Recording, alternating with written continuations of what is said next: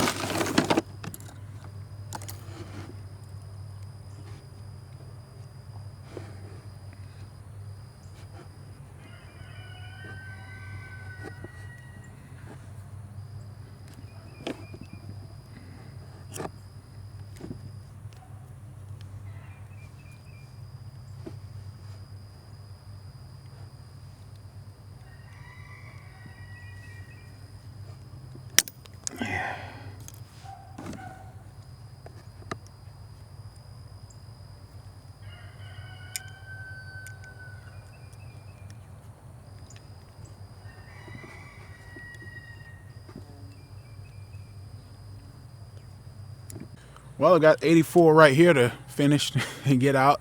These are made from aircraft steel, stainless steel.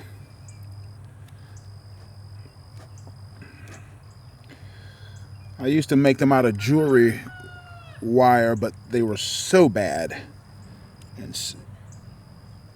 that I had to change, and someone recommended that I use fence wire or aircraft stainless steel wire. My dad used to make these, you know. He used to make them. He used to... the originals, the ones these are the ones that are the most sensitive, the long ones. But Dad used to make them, they were more like this size.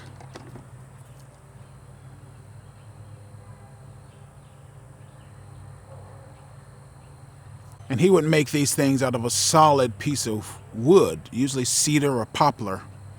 And he would just sit here and whittle with a knife all weekend just to make a few floats. You know, he didn't know about the ends or the eyelets that you could make like that. So again, he would take wire and strip the insulation off a wire, and he would file that down to a point, almost like on a pencil sharpener, and put the line here and put that end cap on both ends, and that way you could adjust depths.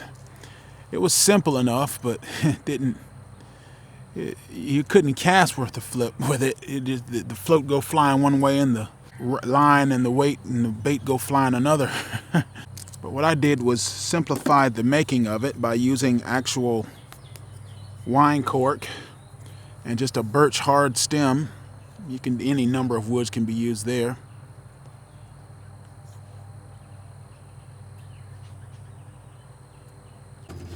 I was importing these little things from China, these little eyelet swivels. But I sold out of them, and then the death plague happened, and I said, forget it. I'm just not going to order anymore. In fact, I ran out last year about this time. I was running low, and I just decided not to run them because it was way cheaper to make these. And this is far stronger, a 2-prong, as opposed to just a single side here. That's far more vulnerable. And one thing it has to do is survive a crash on the rocks where you fling it out. The older design is actually better. So I just take one of these.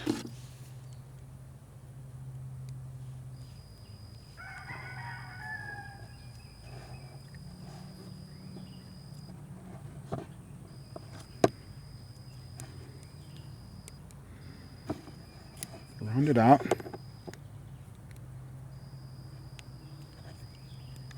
Kind of hard on my hands. And there's one finished one. No machines, no automated anything. Just one at a time by hand.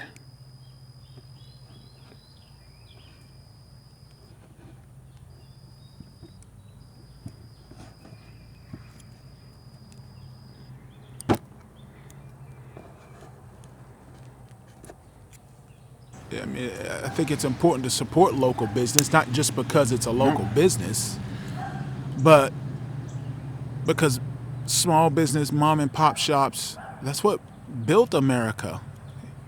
It wasn't the government or big business or big things. I think in a lot of ways, for the worst of it, we've essentially rebuilt the bureaucracy and the aristocracy that we're trying to get away from. Now, I'm thankful for things like Google and YouTube because that's how I can get out to the world.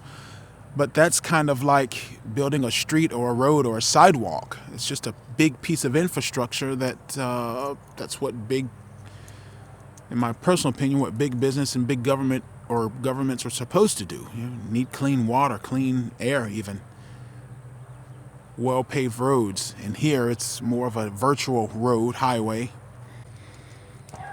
So to answer the question, do I still sell these things?